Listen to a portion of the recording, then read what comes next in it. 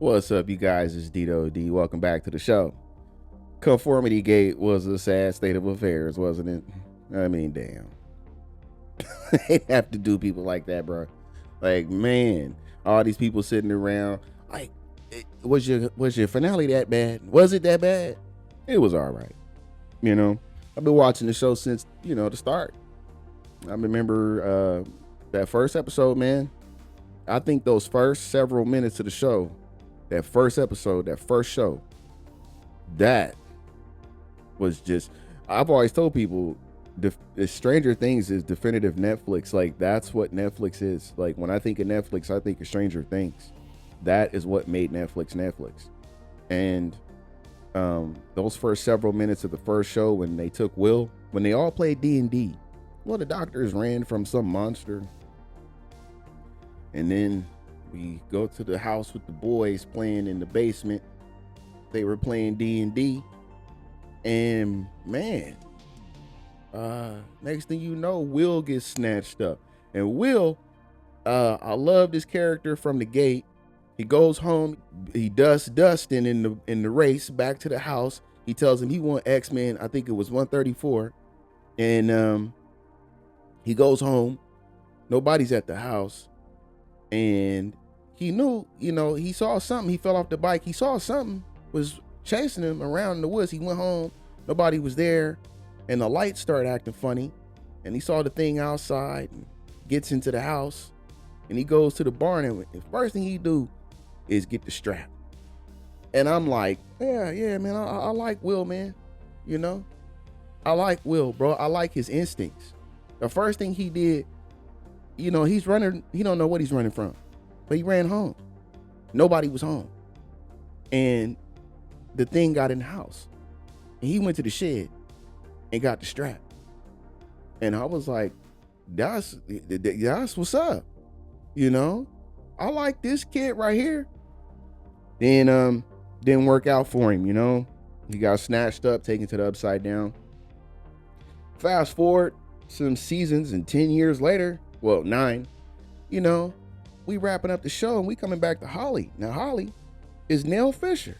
Now, Nell Fisher kicked ass in Evil Dead Rise. Now, she was great in that. I feel like she was a star of that movie. I feel like she was the main focus of that movie.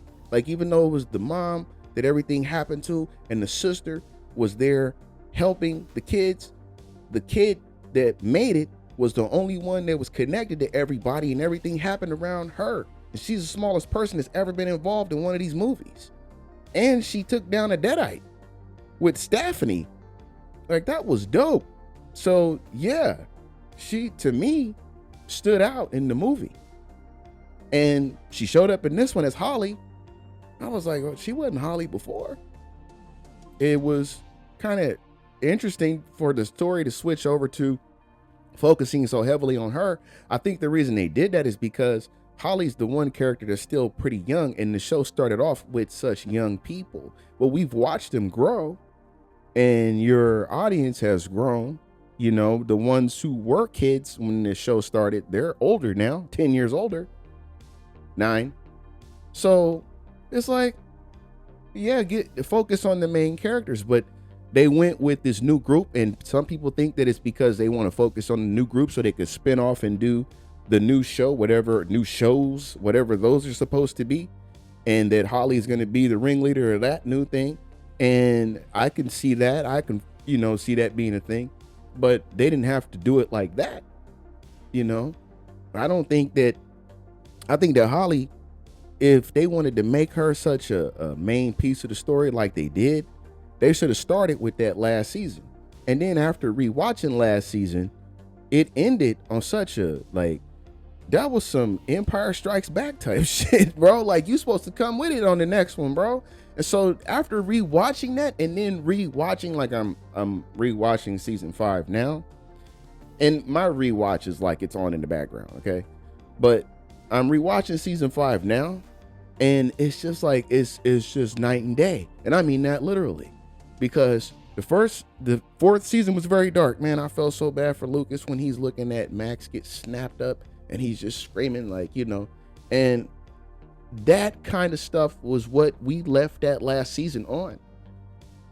And then we come back and the whole season is so much brighter, a lot brighter. You know, Hawkins lost a lot of people in the so-called quake.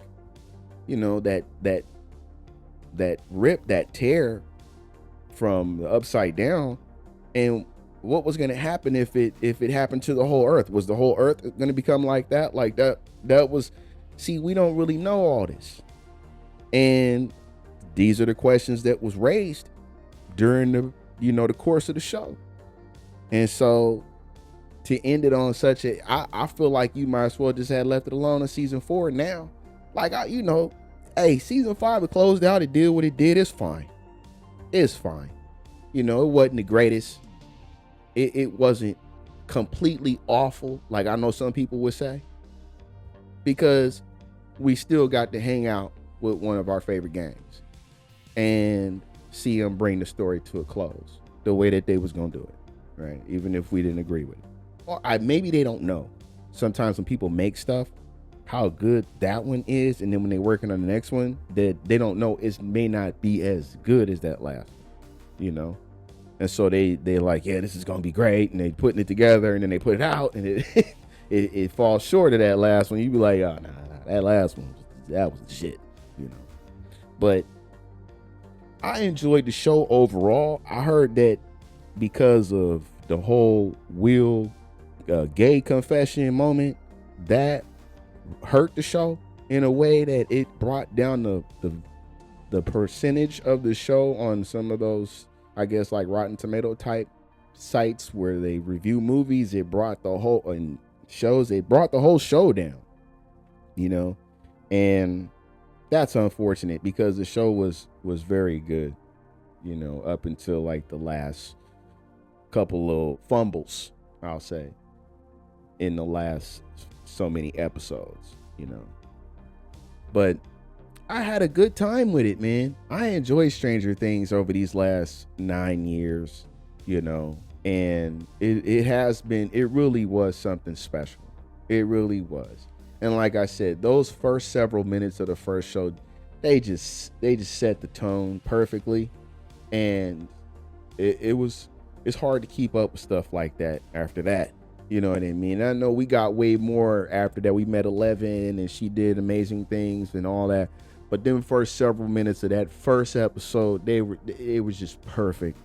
And it's hard to do stuff like that. It's hard to capture that kind of feeling because I think that what it was, one big part of it, even people I know, like when you watch that, and if you're from that time, then you were taken right back with that. Like that took you right back there. And it's hard to capture that kind of stuff. So the show was a great thing. It was awesome while it lasted. Unfortunately, everybody didn't like the ending, but that happens sometimes. And the endings, a lot is weighing on the ending. It's a lot more weighing on the ending than on the beginning. But I feel like that beginning was so perfect that they literally could have did anything. Like what they did, they could have did anything and got away with it. And I feel like they did. So yeah, whatever the Duffer Brothers do next, I hope it's good. And they're obviously fans of Fringe, because Fringe was what brought me back to TV. I remember I stopped watching TV, and then Fringe, when that show was going on, I was like, hey, this show's kind of dope. Like, I'm gonna have to watch this. And Fringe had all that shit in it, like deprivation tanks, parallel universe, 4 dope ass seasons, and then a 5th sloppy one. But yeah, man, Fringe was the shit. Fringe is the grown-up Stranger Things, I guess. So yeah, that's how I'm gonna have to put that.